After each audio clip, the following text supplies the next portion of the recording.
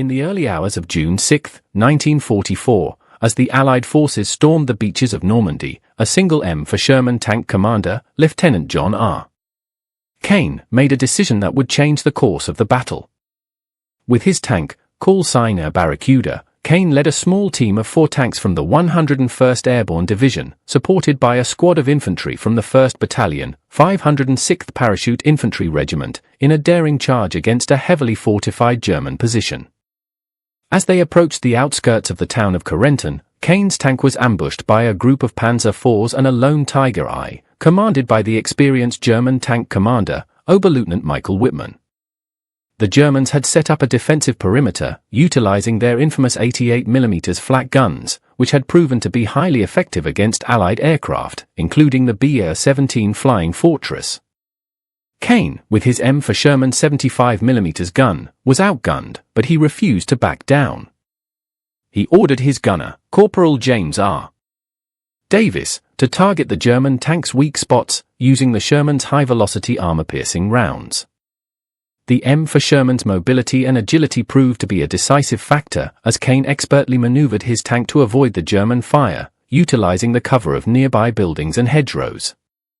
As the battle raged on, Kane's tank took a direct hit from the Tiger I, but miraculously, it survived, thanks to the Sherman's robust design and the quick thinking of Kane's crew. The blast from the hit, however, destroyed the tank's radio equipment, leaving them without communication with their supporting infantry. Undeterred, Kane used hand signals to coordinate with his team, and together, they launched a fierce counterattack. The Germans, taken aback by the Sherman's resilience, began to falter. Kane seized the opportunity and led the charge, destroying 2 Panzer IVs and disabling the Tiger I. The German forces, realizing they were outmaneuvered, retreated in disarray. Kane's bravery and tactical genius had saved the day, and his actions would go on to inspire his fellow soldiers.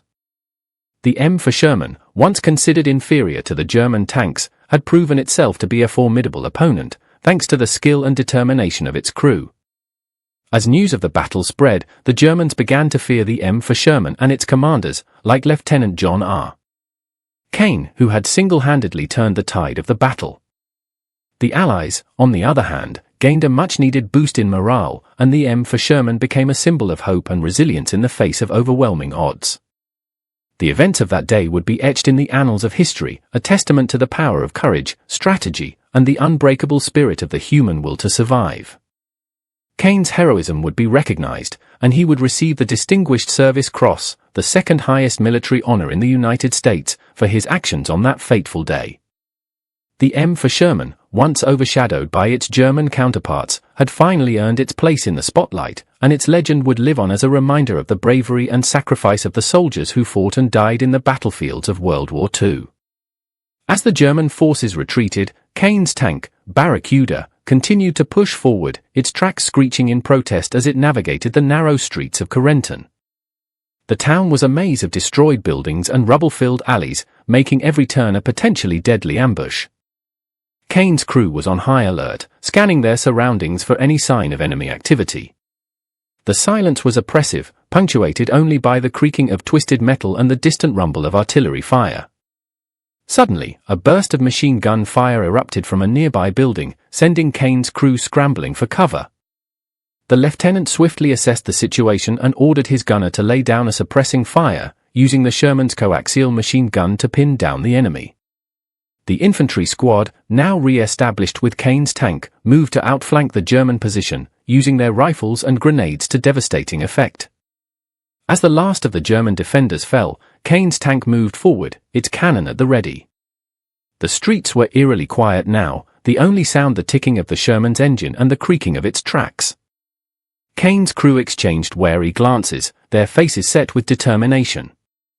They knew that the Germans could counterattack at any moment, and they had to be prepared. The lieutenant's eye scanned the horizon, searching for any sign of enemy movement. The sun was beginning to set, casting a golden glow over the devastated landscape. Kane's tank was a speck on the horizon, a tiny but deadly island of steel and determination in a sea of chaos. As the sun dipped below the horizon, Kane's tank approached the outskirts of Corentin, where a group of Allied tanks was massing for a push into the town. The lieutenant's eyes narrowed as he took in the scene before him. There were Shermans, Chaffees, and even a few Churchills, all arrayed in a loose formation, their guns pointing outward like the quills of a porcupine. Kane recognized the commander of the lead tank, a grizzled old sergeant named Thompson, who had fought in North Africa.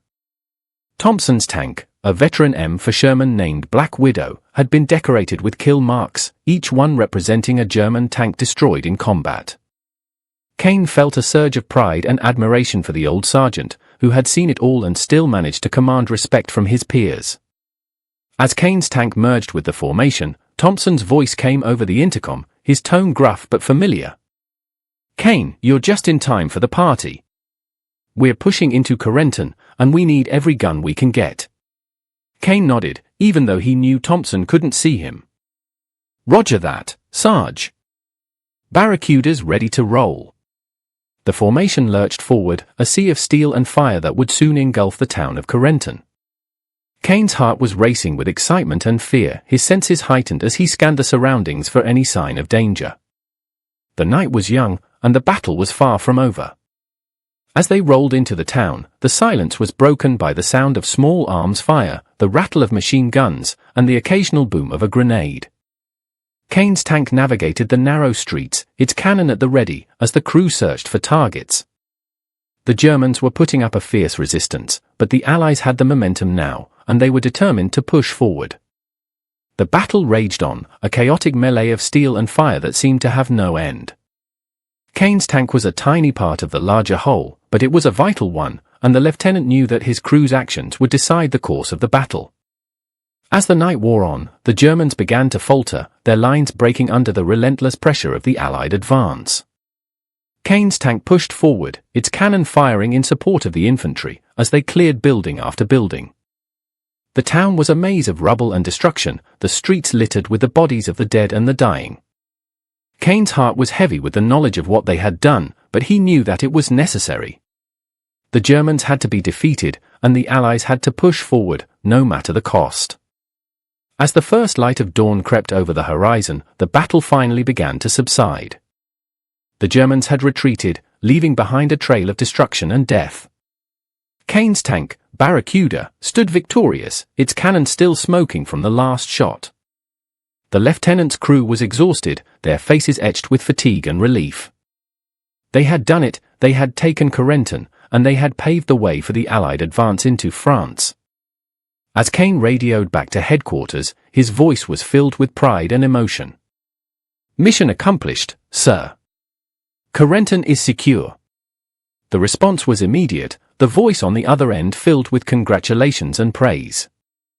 "Well done, Lieutenant. You and your crew have done a magnificent job. You're hereby ordered to regroup and rearm, preparatory to pushing forward into France." Kane smiled, feeling a sense of pride and satisfaction. They had done it, they had taken the first step towards liberating France, and they had proven themselves to be a formidable force.